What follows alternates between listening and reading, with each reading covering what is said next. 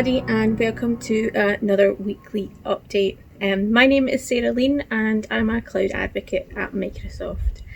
Thank you for tuning in. I want to cover off some of the Azure news that we've seen this week.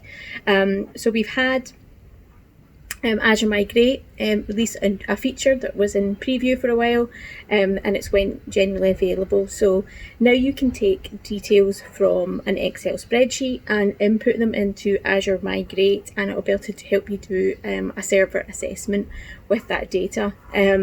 And this is a feature that a lot of customers have asked for because they have some trouble installing appliances, installing agents, etc. in order to get some of the information out of their environment, but they can quickly do that in a spreadsheet format, either manually or through some other kind of tooling that they already have. So being able to assess their environment and get a quick overview of what is in their environment and what it potentially would cost if they moved it to Azure is a great feature for them. So that feature is now went generally available.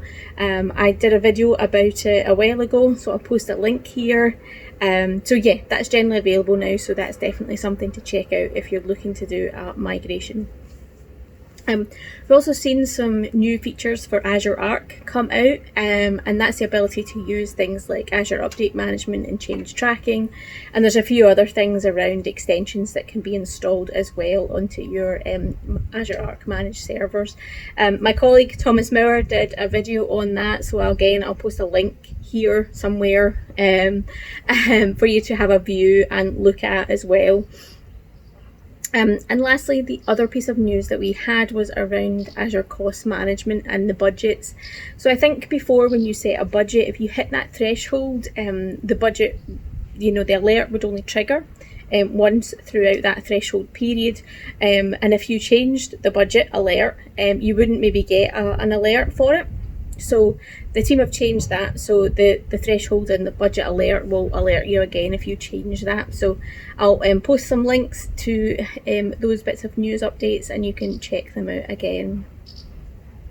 So I wanted to say thank you to everybody that tuned into my live stream of my weekly video last week. It was really nice to see so many people join me on the stream.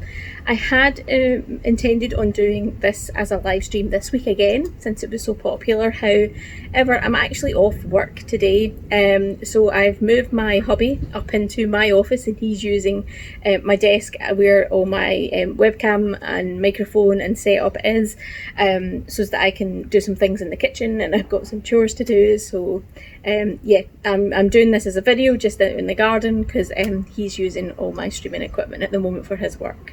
But yeah, I'm hopefully, although I'm off for the next 2 Fridays as well, I'm hoping that I'll be able to do a live stream maybe next week. So definitely let me know if there's anything you want to talk about, anything you want to hear me talk about, and tune into that, and I'll post details later in the week as well if I can get the logistics working for that. I'm a little sad that although I'm off work today, I'm not where I actually should have been. So I should have been at the Royal Highland Show through in Edinburgh, and that's a large agricultural and food kind of show festival that we have every year. Usually runs 4 days through in Edinburgh, and I usually take the time off and go for the 4 days.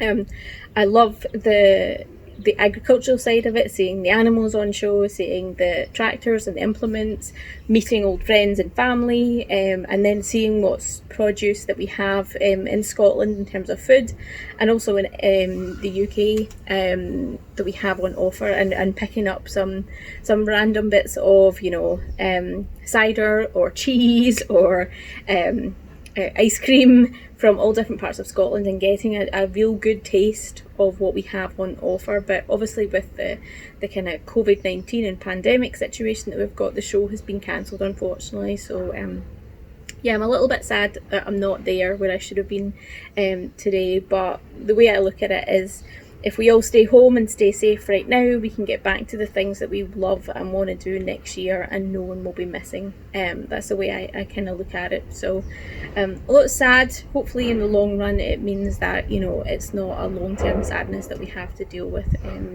So yeah, that's the way I'm looking at it.